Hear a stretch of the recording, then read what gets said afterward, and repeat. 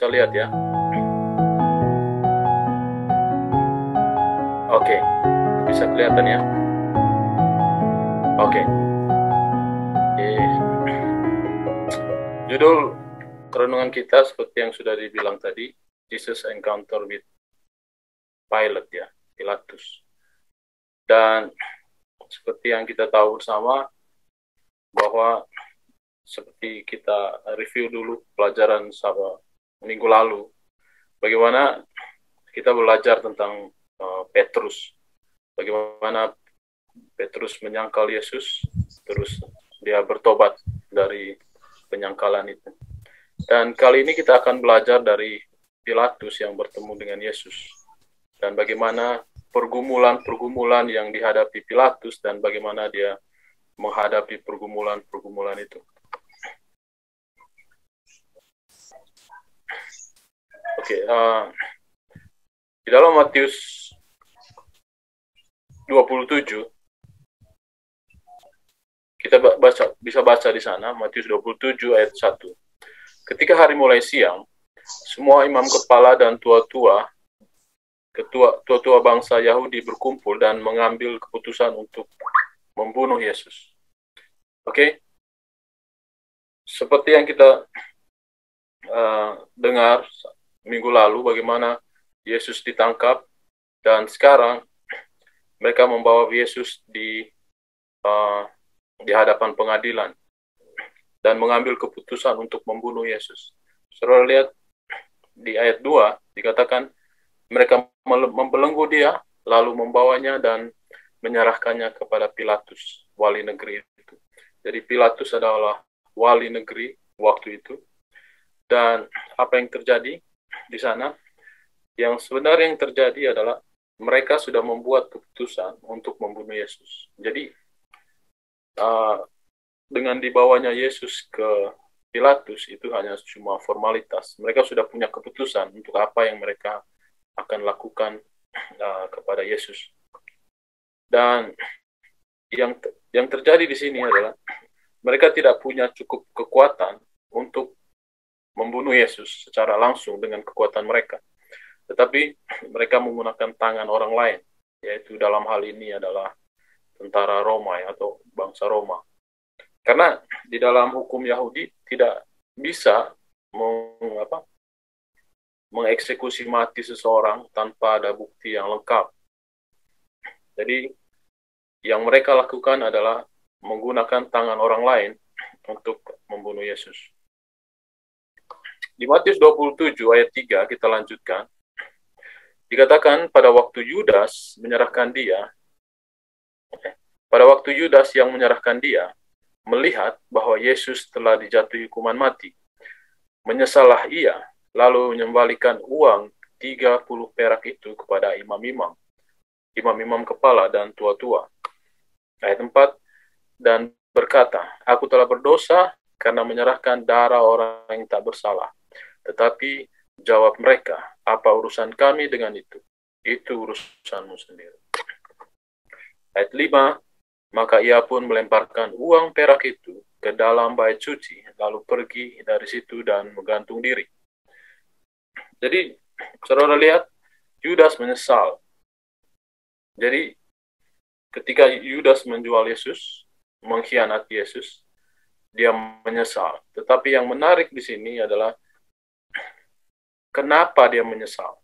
Seharusnya kalau tujuan Yudas itu untuk membunuh Yesus atau untuk melihat Yesus mati, harusnya dia senang kan di sini. Kenapa dia menyesal di sini? Karena apa yang dilakukan Yudas tidak seperti yang Yudas tidak menginginkan Yesus mati sebenarnya. Yudas menginginkan Yesus melakukan sesuatu ketika dia terpojok begitu. Karena banyak kali Yesus melarikan diri atau melakukan menghindar dari orang-orang yang hendak membunuh dia di waktu-waktu yang lalu. Dan saat ini Yudas ingin melihat keadaan itu seperti itu lagi. Bahkan dia berharap Yesus memberontak dan melakukan mujizat yang sangat luar biasa dan orang akan melihat dia dan mengakui dia sebagai raja orang Yahudi. Tetapi ketika Yudas melihat bahwa Yesus tidak melakukan apa-apa, dia sangat menyesal dan melihat sudah terlalu jauh di luar apa yang dia sudah bayangkan. Bandingkan penyesalan Petrus dengan penyesalan Yudas. Kalau kita perhatikan di ayat ini, Yudas menyesal, ya, dia menyesal. Tetapi di ayat 5, dia menyesal dengan cara yang salah. Dia menggantung dirinya. Ingat, Yudas menyesal dan menggantung diri pada hari Jumat.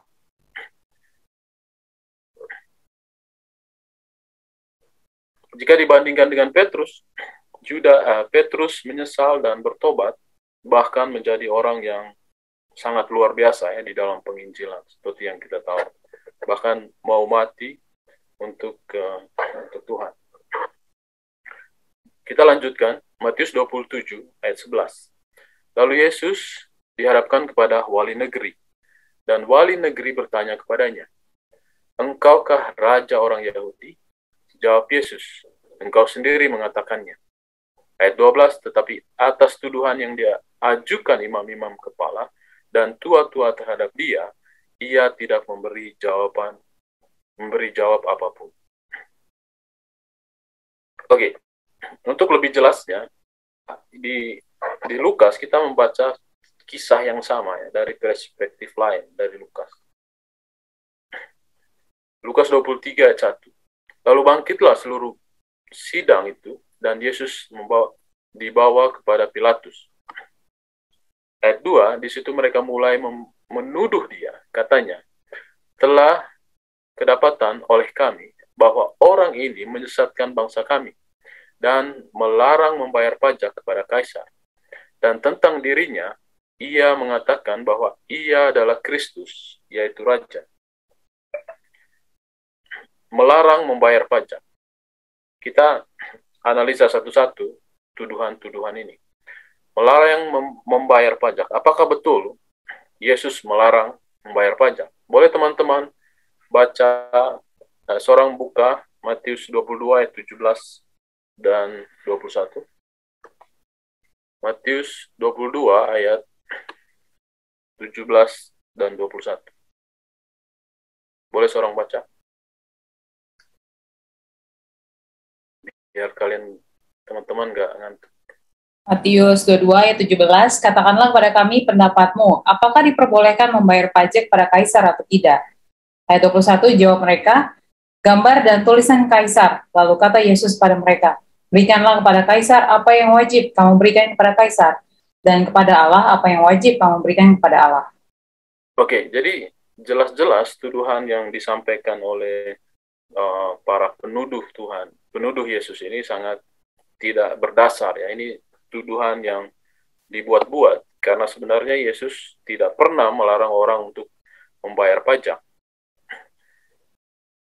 Seperti yang kita baca tadi. Raja orang Yahudi. Oke. Mari kita analisa lagi ayat ini. Apakah Yesus pernah menyatakan dirinya bahwa dia menjadi raja orang Yahudi sebagai bangsa ya? Mari seorang bacakan Yohanes 18 ayat 36.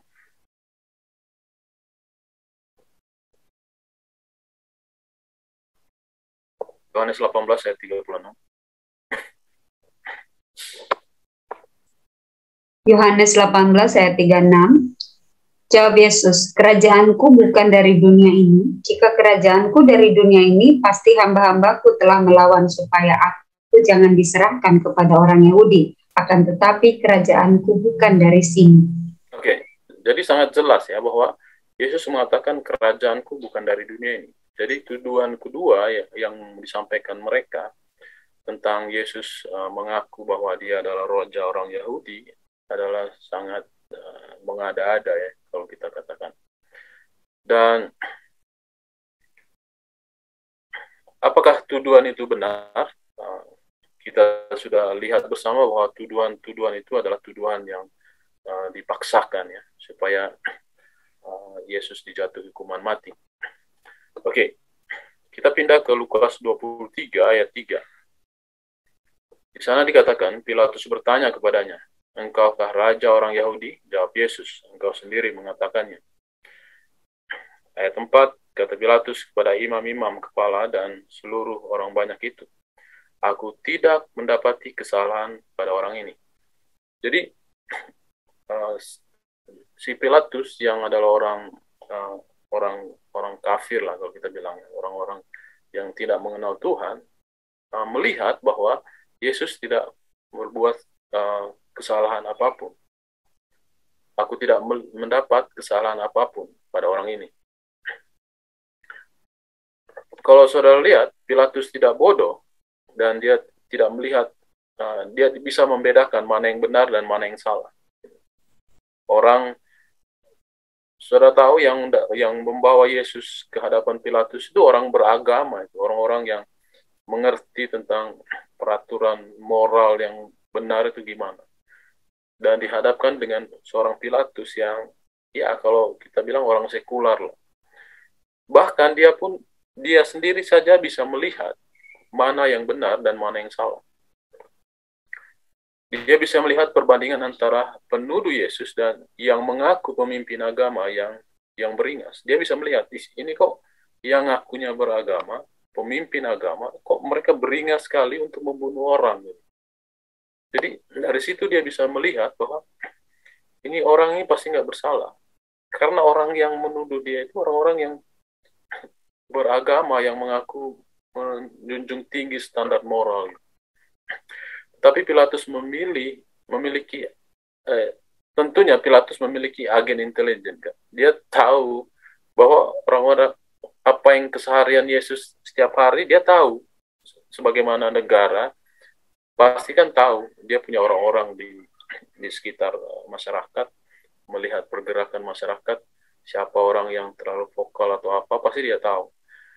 Artinya keputusan Pilatus untuk mengatakan, "Aku tidak mendapatkan kesalahan apapun pada orang ini," tentunya ada masukan dari orang lain, bukan atas pendapat dia sendiri. Dia juga punya orang-orang dia yang memberikan pendapat tentang Yesus. Mari kita lanjut, Matius 27. Maka kata Pilatus kepadanya, "Tidakkah engkau mendengar betapa banyak tuduhan saksi-saksi ini terhadap engkau?" Ayat 14, tetapi ia tidak menjawab suatu kata pun, sehingga wali negeri itu sangat heran. Jadi, dengan Yesus tidak menjawab, itu sudah merupakan jawaban yang sangat jelas, ya. Menjawab dengan diam sudah sangat jelas sebenarnya. Karena sangat percuma menjawab orang-orang yang sudah bisa melihat yang benar dari yang salah, tidak akan berguna. Pilatus sudah mengatakan dia tidak bersalah. Bayangkan, dia sudah mengambil keputusan bahwa orang ini tidak bersalah, tetapi dia menuntut Yesus mengatakan sesuatu. Kan aneh, dia sudah membuat keputusan, tapi dia seakan-akan ragu dengan keputusannya itu. Jadi apa yang Yesus perlu jawab untuk pernyataan dia?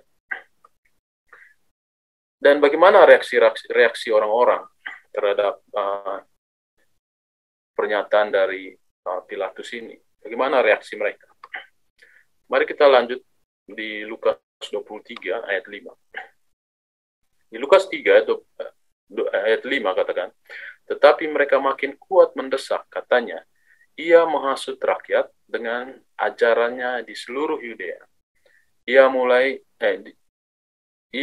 di Galilea dan sudah sampai ke sini. Ketika Pilatus mendengar itu, ia bertanya, apakah orang itu orang Galilea?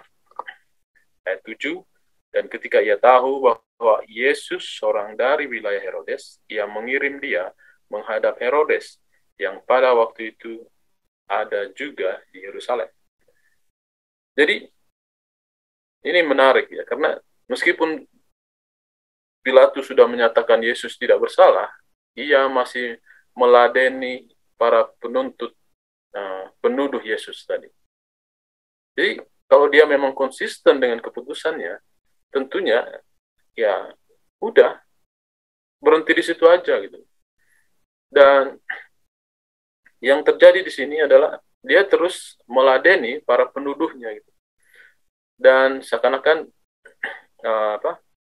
dia mau melempar bola panasnya ke orang lain gitu. Jika saja ia konsisten dengan pernyataannya dan tidak goyah, orang-orang tidak akan bisa berbuat apa-apa. Dia seorang pemimpin loh. Dan orang-orang yang menghasut untuk membunuh Yesus itu cuma orang jajahan. Emang siapa mereka? Kalau dia menyatakan tidak, so what? Mereka boleh membenci dia, tetapi mereka tidak bisa ngapa-ngapain sama dia kan. Mereka nggak punya kekuatan. Tetapi di sini menariknya, dia tidak konsisten dengan pernyataan sendiri. Dia punya kuasa sebenarnya, tapi dia lebih memilih untuk disukai meski keputusannya tidak benar. Dia lebih memilih disukai meski keputusannya itu tidak benar. Saudara ingat kisah di minggu lalu tentang Petrus? Dia tahu Yesus, dia kenal sekali Yesus. Tetapi karena dia berada di tengah-tengah orang yang membenci Yesus, dia mulai mengutuk dan bersumpah. Jadi, apa yang dilakukan Petrus sepertinya sama dengan apa yang dilakukan Pilatus. Supaya orang senang sama dia mau menunjukkan warnanya, bahwa warna kita itu sama loh. Dia mulai mengutuk dan menghina. Dan hal yang sama dilakukan oleh Pilatus. Dia tidak suka mengambil keputusan yang sulit, meski itu tidak populer. Ingat Petrus. Dia tidak suka untuk mengambil keputusan yang sulit, meski itu tidak populer. Jadi seringkali kita jatuh ke dalam dosa yang sama, atau kesalahan yang sama seperti Pilatus ya. Kita seringkali mengambil keputusan yang salah di dalam hidup kita, meski itu tidak populer. Dan hanya untuk melindungi diri kita. Kita tahu itu tidak benar, kita tahu itu salah, tetapi kita tetap ambil keputusan itu. Dia berusaha untuk melempar bola panas dengan memberikan keputusan kepada Herodes. Dia memberi keputusan kepada orang lain, padahal dia sudah membuat keputusan. Ya, kalau dia stick dengan keputusannya, sudah selesai perkaranya tadi, nggak akan bertele-tele. Singkat cerita, Herodes juga mengirim kembali kepadanya. Karena kita tidak sedang cerita tentang Herodes, jadi kita stick kepada Pilatus. Dan singkat cerita, Herodes mengembalikan Yesus kepada Pilatus. Mari kita lihat apakah dia berani membuat keputusan yang benar kali ini. Setelah beberapa step tadi ya, dia sudah mengambil keputusan bahwa Yesus tidak bersalah.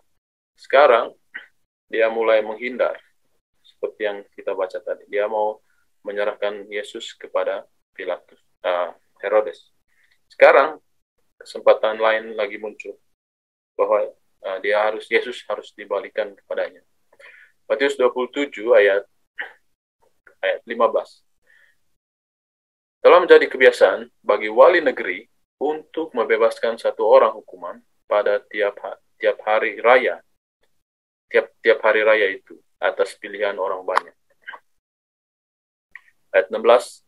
Dan pada waktu itu ada dalam penjara seorang yang terkenal kejahatannya yang bernama Yesus Barabas.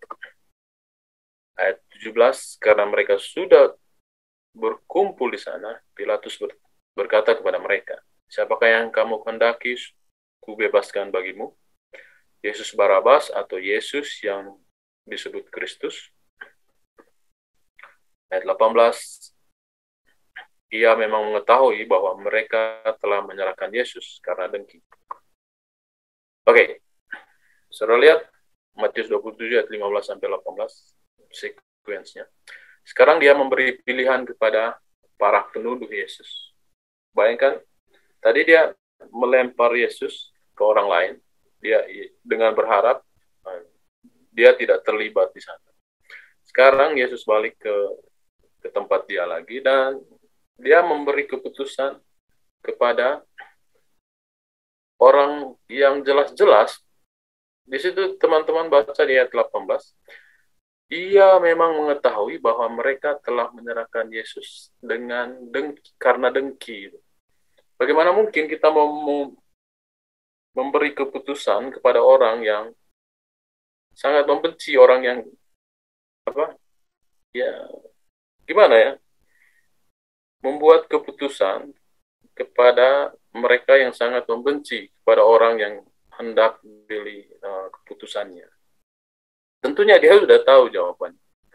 Tetapi yang menarik di sini, mungkin Pilatus berpikir, oh mungkin kalau dipaparkan dua orang ini, pasti orang Yahudi ini atau para imam ini akan mengerti secara akal sehatnya bahwa orang ini yang jahat, terkenal jahat, orang ini masih diragukan kejahatannya apa. Tapi dia sudah buat keputusan kan tadi bahwa tidak ada kesalahan yang ditemukan padanya. Dia mengetahui bahwa Yesus tidak bersalah. Jadi yang diperhadapkan ini orang yang tidak bersalah dengan orang yang terkenal kejahatannya. Di antara langit dan bumi ini ya. Pilatus memberi pilihan yang sudah memberi pilihan yang sangat jelas ya, Barabas atau Yesus. Siapa Barabas? Boleh seorang membuka Markus 15 ayat 7 dan Yohanes 18 ayat 40. Boleh dua orang bacakan. Markus 15 ayat 7 dan Yohanes 18 ayat 40. Kejahatan apa saja yang dilakukan oleh Barabas ini?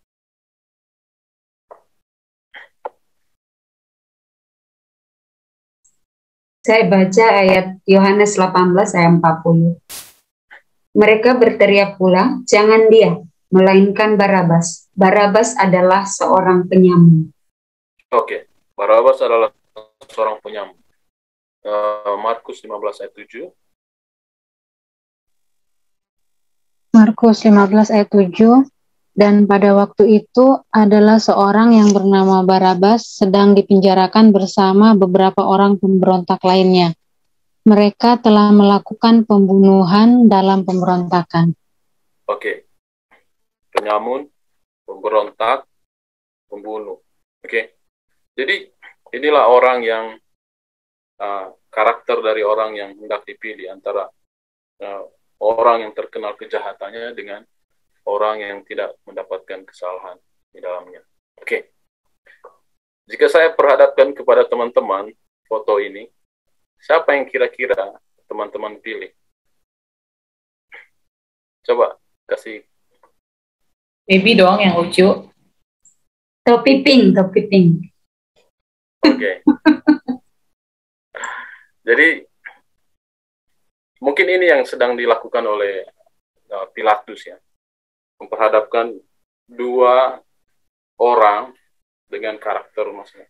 Jangan kita anggap saja kita nggak tahu siapa Barabas atau siapa Yesus. Dari mukanya aja kita bisa lihat siapa yang kita akan pilih. Ternyata Pilatus juga gagal di sini. Jadi Pilatus berpikir itu akan membuat mereka mudah untuk memilih. Kan mudah sekali kan, orang jahat, orang baik. Secara logika saja pasti orang akan memilih yang baik kan. Tetapi justru orang lebih memilih yang tidak baik. Sepertinya kita sedang bercermin ya, karena seringkali pilihan-pilihan kita selalu yang salah ya sebagai manusia. Sekali lagi, dia meninggalkan tanggung jawabnya untuk mengambil keputusan. Dia sudah buat keputusan, tetapi dia meninggalkan tanggung jawab. Dia tidak mau terlihat buruk, karena semua orang membenci Yesus. Jika ia membela Yesus, dia juga akan dibenci. Jadi, supaya dia terlihat baik, dia memihak kepada orang yang mayoritas yang membenci Yesus. Jadi di sini bilang kedudukan sebenarnya kedudukannya dia sudah bagus ya, menunjukkan otoritas dia, wibawa dia. Tetapi Seringkali kedudukan itu tidak membuat orang dewasa dalam mengambil keputusan. Tidak berani dalam mengambil keputusan di tengah pergumulan. Jadi hanya Tuhan yang menyanggupkan kita berdiri di tengah badai pencobaan dan penganiayaan. Jadi bukan karena kita sudah dewasa atau memiliki posisi tertentu, bukan itu yang tolak ukur bahwa orang itu sudah dewasa di dalam iman. Tetapi bagaimana orang itu bergantung kepada Tuhan. Karena Tuhan yang akan sanggupkan kita berdiri di tengah badai pencobaan. Dan keputusan yang mungkin akan membuat kita kehilangan uang, pekerjaan, teman, bahkan nyawa sekalipun. Jadi, sebelum kita akan sampai kepada keputusan-keputusan yang besar, kita harus melewati keputusan-keputusan kecil dulu gitu. Tetapi Tuhan tidak berhenti di situ. Mari kita baca terus kisahnya. Tuhan sudah menolong dia untuk mengambil keputusan pertama bahwa orang ini tidak ada salahnya. Tetapi banyak kesempatan yang diberikan kepada Pilatus supaya dia tidak terlibat di dalam hal ini. Matius 27 ayat 20, kita lanjutkan. Tetapi oleh hasutan imam-imam kepala dan tua-tua, orang banyak bertekad untuk meminta supaya Barabas dibebaskan dan Yesus dihukum mati. Oke, saudara lihat ayat 21, wali negeri menjawab dan berkata kepada mereka, siapa di antara kedua orang itu yang kamu hendak kubebaskan bagimu? Kata mereka, Barabas. Ayat 22, kata Pilatus kepada mereka, jika begitu, apa yang harus kuperbuat dengan Yesus yang disebut Kristus? Mereka semua berseru, ia harus disalibkan. Ayat 23 katanya, tetapi kejahatan apa yang telah dilakukannya? Namun mereka makin keras berteriak, ia harus disalibkan. Saudara lihat, hakim bertanya kepada orang-orang kesalahan apa? Kan aneh, hakim bertanya kepada orang, kesalahan apa? Harusnya dia sebagai hakim, pemimpin, sudah bisa mengambil keputusan. Masa dia harus bertanya lagi, kesalahan apa? Dia udah tahu orang ini tidak bersalah. Tetapi dia masih menanyakan hal tersebut. Ketika kebencian, kecemburuan tidak bisa membedakan antara kebenaran dan kesalahan, membuat kita tidak berpikir secara logis. Saudara tahu, yang terjadi di sini adalah karena kebencian, kecemburuan, imam-imam dan tua-tua orang Yahudi itu, mereka tidak bisa berpikir secara logis. Mungkin teman-teman di sini masih bisa berpikir logis ya.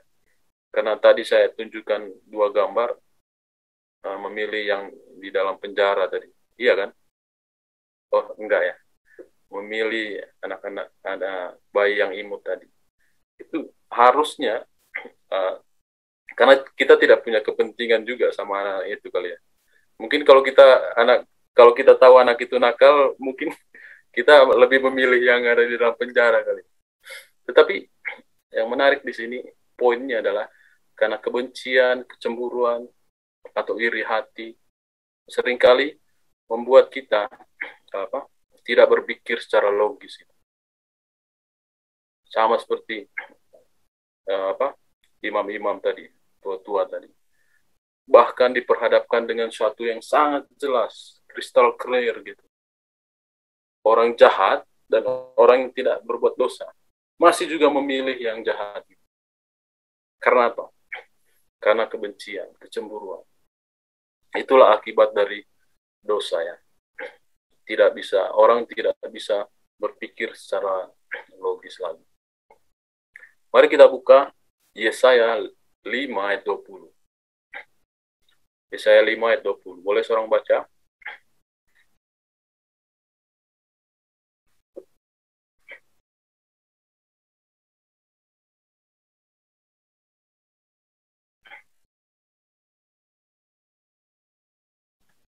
Yesaya 5 ayat 20, celakalah mereka yang menyebutkan kejahatan itu baik dan kebaikan itu jahat, yang mengubah kegelapan menjadi terang dan terang menjadi kegelapan, yang mengubah pahit menjadi manis dan manis menjadi pahit. Oke, sampai-sampai ya saya mengatakan Yesaya 5:20, celakalah mereka yang mengatakan baik itu jahat dan jahat itu baik. Jadi ini yang terjadi. Inilah keadaan di mana Yesus diperhadapkan ya dengan orang-orang yang tidak bisa membedakan antara baik dan jahat. 1 Raja-Raja 3 ayat 9, boleh seorang bacakan?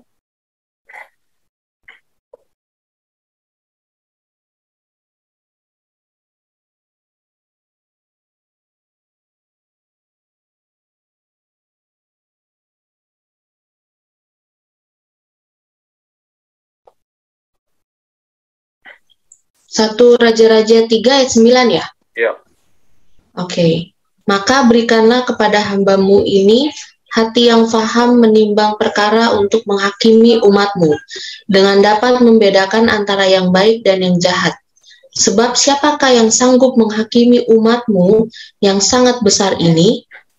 Oke. Ini adalah petikan dari doa dari Salomo, di mana ketika dia meminta hikmat. Jadi hikmat dari Tuhanlah yang akan menyanggupkan kita untuk bisa membedakan antara yang baik dan yang jahat.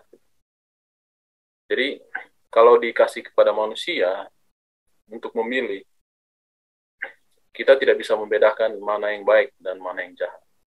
Hanya hikmat dari Tuhan yang menyanggupkan kita untuk bisa mengambil keputusan. Oke, kita lanjutkan kisahnya. Matius 27 ayat 24. Ketika Pilatus melihat bahwa segala usaha akan sia-sia, malah sudah mulai timbul kekacauan, ia mengambil air dan membasuh tangannya di hadapan orang banyak dan berkata, "Aku tidak bersalah terhadap darah orang ini. Itu urusan kamu sendiri." Saudara lihat Pilatus, dia sudah mengambil keputusan awalnya tadi bahwa orang ini tidak bersalah. Sekarang dia sudah makin membawa dirinya di dalam suatu posisi yang sangat terjepit ya, di mana dia tidak bisa melakukan apa-apa. Padahal jika saja dia konsisten di awal tadi untuk tetap mengambil keputusannya, dia tidak akan berjalan sejauh ini. Dia tidak berani untuk membuat keputusan yang tidak populer. Meski apa yang dia lihat itu tidak adil. Dia sudah tahu ini ketidakadilan, tetapi dia tetap memilih untuk mengikutinya, meski itu sangat salah untuk dilakukan. Dia membuat dirinya tidak bersalah. Pertanyaannya adalah, apakah dia tidak bersalah? Tetapi kita sudah jelas melihat tadi bahwa dia sudah melakukan keputusan salah. Dia punya kuasa untuk berubah keputusan tersebut. Kalau dia bilang, dia tidak bersalah, udah, dia tarik lagi apa yang dia sudah buat sebelumnya. Udah, orang tidak akan komentar apa-apa. Kalaupun orang marah, hanya beberapa waktu aja. Kita tidak boleh membuat keputusan berdasarkan karena itu populer atau karena itu mayoritas ya. Karena orang banyak berbuat dosa, saya ikutlah gitu. Akhirnya karena sering kita begitu ya. Semua orang kok melawan arus gitu. Atau semua orang kok lewat lampu merah. Ikut juga lah gitu. Akhirnya kita akan jatuh sama seperti Pilatus ya. Membuat keputusan berdasarkan suara terpopuler gitu. Atau suara mayoritas. Jadi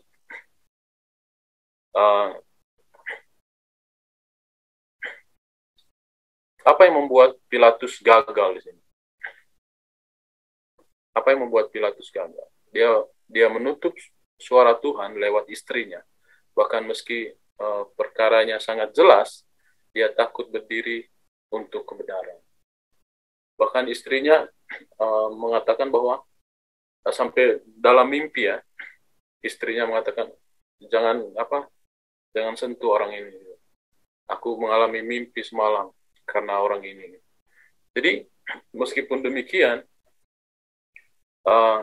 berbagai cara yang dilewati oleh Pilatus, dia tetap tidak memilih untuk melakukan yang benar. Sebenarnya dia tidak siap untuk berdiri pada sesuatu yang benar, karena dia tidak terbiasa dengan itu. Okay. Dia tidak siap untuk berdiri pada sesuatu yang benar. Kenapa? Karena dia tidak terbiasa dengan itu. Lukas 16 ayat 10. Boleh seorang bacakan Lukas 16 ayat 10?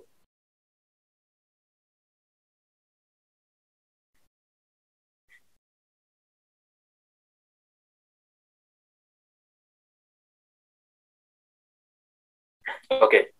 Di sana dikatakan barang siapa setia dalam perkara-perkara kecil, ia setia juga dalam perkara-perkara besar. Dan barang siapa tidak benar dalam perkara-perkara kecil, ia tidak benar juga dalam perkara-perkara besar. Jadi, apa yang dihadapi oleh Pilatus ini adalah karena dia tidak siap. Ketika dia diperhadapkan dengan perkara-perkara besar, dia langsung shock. Karena dia tidak terbiasa dengan perkara-perkara kecil sebelumnya. Jadi, apa posisi kita sekarang?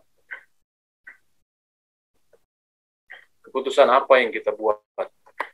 Apakah kita seperti Yusuf, Daniel, dan teman-teman? Saudara tahu, mereka mengambil keputusan-keputusan sulit di dalam hidup mereka. Contohnya Yusuf ya, ketika dia diperhadapkan dengan istri Potifar.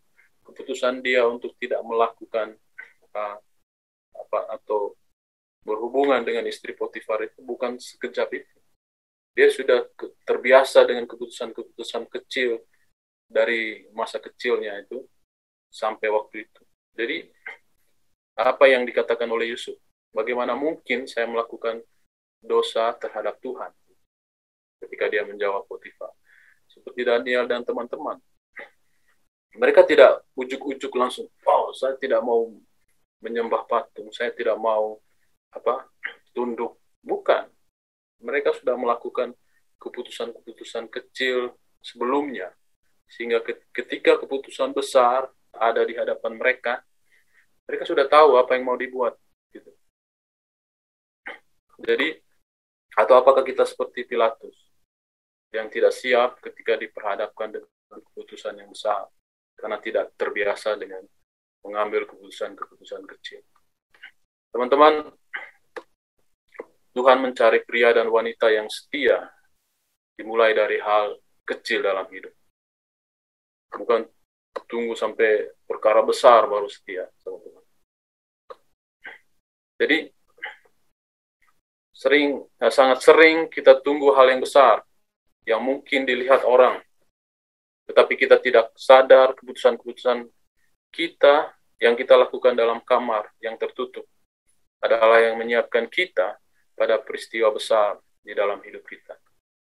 Jadi, keputusan-keputusan kita yang kecil-kecil yang dimana orang tidak lihat, itulah yang menyiapkan kita untuk keputusan-keputusan besar di dalam hidup ini. Teman-teman, hari ini kita diingatkan bahwa setiap hari karakter kita dibentuk oleh keputusan-keputusan kecil yang kita ambil. Keputusan yang baik atau yang jahat yang kita lakukan akan membentuk orang seperti apa kita ketika kita diperhadapkan pada pergumulan yang berat nanti. Keputusan apa yang kita ambil nanti ketika kita dihadapkan kepada pergumulan yang besar dimulai dari hari ini. Dimulai dari keputusan kecil yang kita buat hari ini. Mungkin di dalam kamar di mana orang tidak akan lihat. Ketika kita sendiri, keputusan-keputusan itulah yang akan membentuk kita di saat diperhadapkan dengan hal yang sukar. Orang yang setia kepada Tuhan tidak datang secara kebetulan. Mereka setia karena mereka setia dari hal yang kecil setiap hari. Jadi, jangan tunggu sampai besok. Nantilah kalau saya diperhadapkan dengan mau ikut Tuhan atau mati. Kalau kita diperhadapkan mau ikut Tuhan atau mati, saya pasti setia nanti, saya tidak mungkin. Kita bisa bilang itu sekarang, tetapi kalau itu terjadi nanti, apakah kita tetap mengambil keputusan seperti atau itu atau enggak? Untuk mengetahui bahwa kita akan mengambil keputusan bahwa saya tetap setia kepada Tuhan, itu mulai dari hari ini. Kalau kita tidak setia sama Tuhan di saat aman, bagaimana mungkin kita setia kepada Tuhan di saat tidak aman? Kalau di saat aman saja kita tidak setia, bagaimana mungkin kita setia sama Tuhan di saat tidak aman? Oke, lanjut. Teman-teman, kita tidak, jika kita selama ini telah jauh dari Tuhan, jika kita tidak setia dengan perkara kecil, mari datang kepada Yesus dan ceritakan kepadanya, minta pengampunan karena Dia akan mengampuni. Jadi, jika selama ini kita tidak setia dengan perkara-perkara kecil yang kita hadapi, datang kepada Tuhan dan mohon pengampunan.